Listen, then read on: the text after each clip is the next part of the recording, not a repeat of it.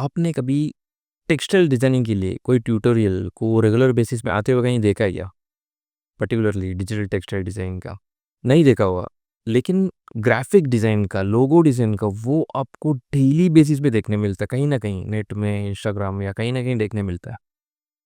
कभी आपने सोचा है क्या? मैं इसको बहुत बहुत लंबा समय से सोच के आ रहा हूँ कि मतलब इस फ़ील्ड का ट्यूटोरियल क्यों अवेलेबल नहीं है? बहुत लिमिटेड क्यों है और बहुत सारे लोग कंटेंट इसमें क्यों नहीं बनाते हैं? बहुत सारा रीज़न है इसके पीछे एक्चुअली देखने जाए तो एक तो ये फ़ील्ड है ऐसे अनऑर्गनाइज़्ड है कि मतलब टेक्सटाइल फ़ील्ड ही ऐसे है कि मतलब कोई दूसरे को सिखाता है, वो आगे वाले को इतना एश्योरिटी के साथ नहीं बोलता कि तुम दूसरे को सिखाओ। मतलब ये हमेशा एक सीक्रेट रहा है कि क्योंकि ये सब फैब्रिक रिलेटेड है तो बहुत सारा सीक्रेट है इस पे। मतलब अगर एक कंपनी कुछ प्रोडक्ट बनाता है वो मेक श्योर करता है कि ये किसी और को ये टेक्नोलॉजी समझ ना आ जाए या रेसिपी ये किसी और को पता ना चले। ऐसे बहुत सारी चीज़ें हैं। फिर भी हम समझ सकते हैं कि कुछ हद तक फैब्रिक का ये सब हो सकता है, लेकिन डिज़ाइनिंग का इससे नहीं होना चाहिए। क्योंकि ऐसे होने की वजह से कि डिज़ाइन कहीं भी ओपन नहीं हो रहा है कि इतना ओपनली कोई बता नहीं रहा है टेक्सटाइल डिज़ाइनिंग के बारे में। तो लेकिन मैं हमेशा ये चाहता था कि मैं ऐसे नहीं सोचता हूँ, जो मेरे साथ जुड़े हुए लोग वो लोग भी ऐसे ही सोचेंगे। ऐसे नहीं है, लेकिन नेट पे भी मैं देख रहा हूँ जो भी वीडियोज़ मिलता है बहुत पुराना मिलता है, 1 साल पहले, 2 साल पहले। नया कोई डालता तो भी इतना व्यूज़ नहीं है, 10 व्यूज़, 15 व्यूज़, रुक जाता है। क्योंकि वो दिखाता है तो भी बहुत पुराना टेक्नीक है, नया कुछ आता ही नहीं, कोई बताता नहीं है। मुझे ऐसा लगा कि जो बहुत सारे लोग हैं मेरे अंडर ट्रेन हुए थे या जो जिसको मैं जानता हूँ, जो स्क्रैच से काम किए और आज एक अच्छा पोज़ीशन पे आए हैं। मुझे लगा कि मैं उन लोग से बात करूँ, उन लोग को पॉडकास्ट लूँ और उसको मतलब वहाँ पे इस फ़ील्ड में एंट्री बैरियर क्या है? अगर वो लोग ने इतना अचीव किया, इतना टेक्सटाइल बैकग्राउंड नहीं होने के बावजूद भी उसने उन लोगों ने अचीव किया इस बात को। तो मैं सोच रहा था कि उनसे पॉडकास्ट लूँ और मैं ओपन करूँ कि मतलब कैसा है, उन्होंने क्या किया, क्या हर्डल पार करके आए और उन्होंने कैसे सॉल्यूशन किया उस सब का। वो सब मैं देखना चाह रहा था कि उस इसमें मैंने मेरा लिस्ट में से 10 जन को सेलेक्ट किया। उस 10 जन का पॉडकास्ट स्टार्ट किया। लेकिन मुझे पॉडकास्ट करते-करते एक चीज़ समझ आया कि वो सारे लोग में बहुत सारा चीज़ कॉमन है, पैटर्न सेम है सबका।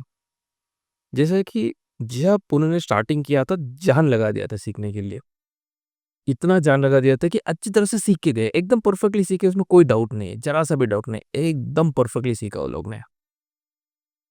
लेकिन कुछ टाइम के बाद 1 या 2 साल या ज़्यादा से ज़्यादा 3 साल के बाद उनकी एक अच्छे सेट हो गए, वो जॉब हो या जॉब समझो या कंपनी समझो, उनको बहुत अच्छी से सेट हो गया।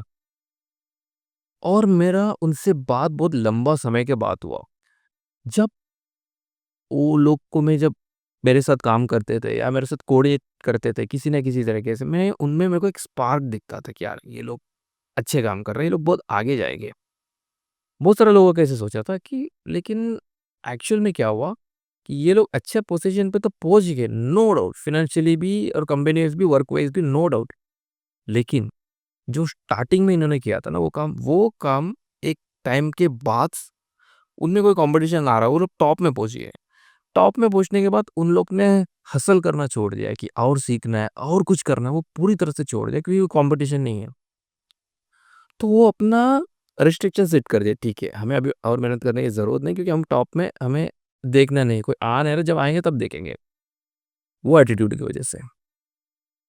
सब में सेम पैटर्न, एक भी जन ऐसे नहीं था कि मैंने 10 जन का बता रहा हूँ कि 10 जन को तो एक भी ऐसे नहीं था। तो मैंने उस पॉडकास्ट को मैंने बंद कर दिया आधा रास्ते से। मैंने उसको रिकॉर्ड किया, मैं उस रिकॉर्ड को मैं यूट्यूब में डालना भी नहीं चाहता हूँ क्योंकि उसमें बहुत सारा फ्लॉज़ थे और उनकी जो माइंडसेट थे, पहले अलग था, जब काम करते तो उनका माइंडसेट अलग था, लेकिन इस वक़्त उनका माइंडसेट टोटली चेंज हो चुका था। इस वक़्त उनका माइंडसेट यही है कि हमें जो आता है हम दूसरों को सिखाएँगे नहीं। और उनकी भी हेड ऑफ डिपार्टमेंट से ये क्या सोचते हैं कि ज़्यादा करके कॉमन पैटर्न ये है कि हमने हासिल करके यहाँ तक आया, लेकिन हमारा हेड ऑफ डिपार्टमेंट जो है, उसको इतना नॉलेज नहीं है, लेकिन वो फिर भी वो हमारा हेड ऑफ डिपार्टमेंट है। हमें जो नॉलेज है वो उसका नहीं है, लेकिन उसका सैलरी ज़्यादा है। तो हमें उसकी पोज़ीशन चाहिए, लेकिन हम उसके लिए काम नहीं करेंगे क्योंकि वो नहीं कर रहा है तो हम नहीं करेंगे।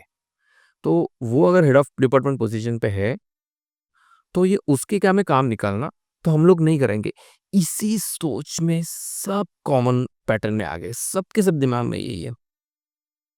उन सबको मेरा एक सवाल है कि अभी समझ लो, अगर आपको हेड ऑफ डिपार्टमेंट बनना है या लीडर बनना है उस पोजीशन में, आप ये सोचोगे कि उसका काम है, मैं क्यों करूं?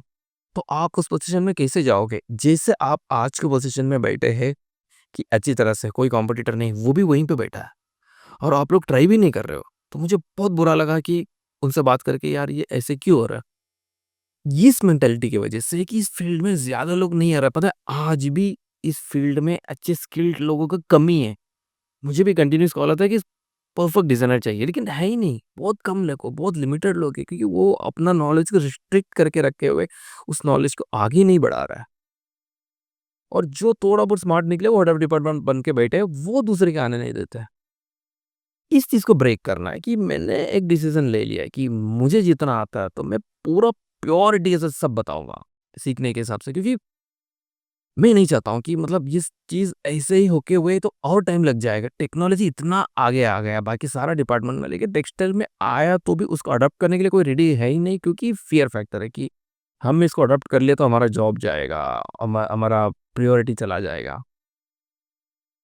ये सब एक ना एक दिन जाना ही है, सबका प्रायोरिटी जाना ही है, ये तो होते रहने वाला है। लेकिन उसके वजह से उस फ़ील्ड को हम किस तरह से रोक के रखा है कि अगर हम उस फ़ील्ड में कुछ सिखाएँगे, तो लोग डेफ़िनेटली अच्छे सीखेंगे, बहुत कुछ कर सकते हैं, उसमें मेरे को कोई डाउट नहीं है उस पे। और ये मुझे पता है कि मैं जो ये वीडियो बना रहा हूँ, ना कोई देखने वाला है इतना, और ये अगर कोई देख रहा है तो भी बहुत टाइम लगेगा, क्योंकि पूरी तरह से सुनेंगे भी नहीं। पर मैं मेरा जिद नहीं छोड़ूँगा। मैं वीडियो बनाते रहूँगा, मेरे से जितना हो सके उतना अवेयरनेस लाऊँगा। आज कोई नहीं सुनेगा, लेकिन एक ना एक दिन होके ये सारा चीज़ कहीं न कहीं कनेक्ट हो जाएगा और बहुत सारे लोग निकल जाएँगे। ऐसे कोई ज़रूरी नहीं है कि मतलब मुझे क्वांटिटी में लोग चाहिए कि कुछ इस चीज़ों को, इस अवेयरनेस को स्प्रेड करें।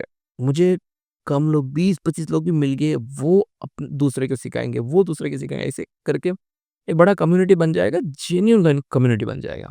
मैं उसके लिए काम करूँगा और मैं डेफ़िनेटली पॉइंट करूँगा कि क्या प्रॉब्लम हो रहा है, क्या मेंटालिटी है। ये जो भी हो रहा है उसको ठीक करना है। उस हिसाब से मुझे जो समझाना है मैं समझाऊँगा और डेफ़िनेटली मेरा काम करूँगा। इस वीडियो को यहाँ पे मैं स्टॉप करता हूँ। आगे आने वाला भी बहुत सारे वीडियो इस रिलेटेड ही रहेगा कि जो प्रॉब्लम्स हो रहा है, और मेरी इस जर्नी को बताना बहुत ज़रूरी है। आज की टेक्नोलॉजी में बहुत कुछ नया होता जा रहा है, वो सब शेयर करेंगे, प्रॉब्लम्स भी शेयर करेंगे, सॉल्यूशन भी शेयर करेंगे डेफ़िनेटली। इस वीडियो को यहाँ पे रखता हूँ, बाकी का देखेंगे।